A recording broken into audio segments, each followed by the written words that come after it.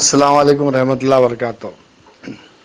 چلو، بہت خوشی کی خبر ملی ہے رات کو 11:45 کے وقت کہ ڈاٹا ریکوری کرنے کے لیے انجینئرز کو لے کے نورا شیخ میڈم انشاءاللہ تعالی ثم انشاءاللہ تعالی جلد جلد وہ جائیں گی، اور یہ ڈاٹا ریکوری کرنے کے لیے کم سے کم ایک مہینہ لگیں گا انشاءاللہ تعالی۔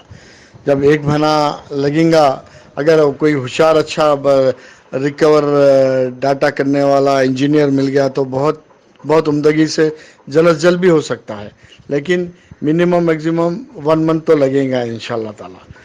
اب دیکھتے ہیں، ڈاٹا تو ریکور ہو جائے گا۔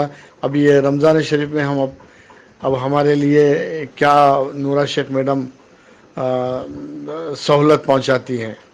بیچارے بہت ہی پریشانیاں، بہت ہی مشقتیں کرنے کے بعد ان کو یہ خوشخبری ہاتھ لگی ہے۔ ان کو خوشخبری ہاتھ لگنے سے ہم سب کو بھی، ہم اپنوں کو بھی خوشخبری ملی ہے۔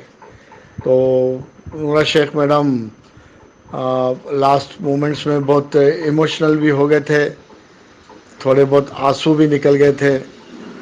الحمدللہ، اللہ نورا شیخ میڈم کو صحت دے، تندرستی دے، ان کے سارے پریشانیاں بلائیں سب دور فرمائے۔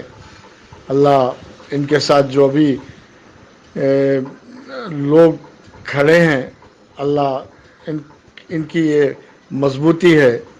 نورا شیخ میڈم کے لیے جو بھی انویسٹرز بہت ہی اچھی طرح سے کھڑے ہیں، وہ ان کی ریڑھ کی ہڈی ہے سمجھیے۔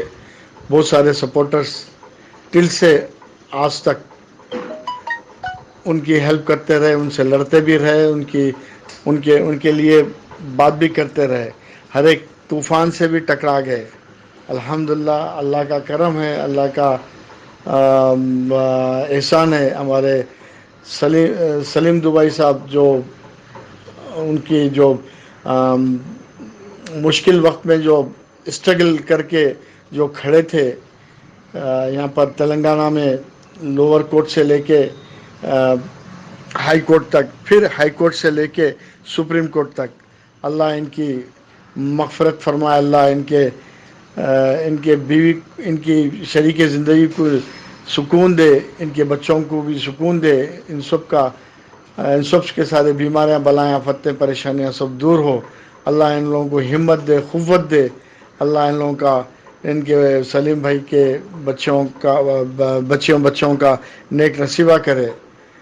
ہم سب انویسٹرز ان کے پہلے تو اللہ کے شکر گزار ہیں، پھر سلیم صاحب کے بھی شکر گزار ہے، جو نورا شیخ میڈم جیل میں رہتے ہوئے بہت پریشان حال میں تھی، ان کے لیے مدد کرنا اور اپنا نیند اور چین چھوڑ کر، وہ نورا شیخ میڈم کو اپنی بہن بولتے تھے، اسی طریقے سے انہوں نے بہت کچھ ہیلپ کیا۔